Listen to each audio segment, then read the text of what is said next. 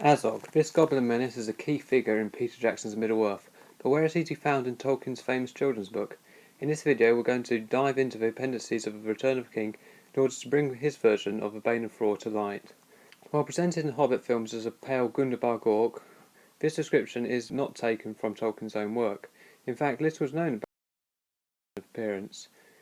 At some point prior to the year 2790 of the Third Age, he set himself up as the goblin leader of the abandoned dwarvish realm of Moria. After the fall of the kingdom of Erebor to Smaug, King Thor ventured to Moria with his friend Nar. Azog slew the old dwarf and branded his name on Thor's head. He then gave Nar, who remained outside in safety, a bag of small gold coins to proclaim Azog's victory to Thor's folk.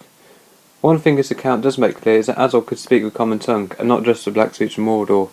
3 years later, Thor's son Thrain declared war on Azog in retaliation for his actions. Azog, however, remained safe in Moria for 6 years before the dwarves finally reached his dwelling. Here, outside the east gate of Moria, a great battle was fought. Thrain and his son Thorin were wounded, and it appeared that the goblins would win the day. At this point, Nain, Thrain's cousin, and the dwarves of the Iron Hills arrived and drove the goblins back. Nain reached Moria's gate and called for Azog to come out and fight. Wearing an iron helm, the great orc appeared and accepted the dwarf's challenge. He fought and slew Nain, who was already weary from the battle.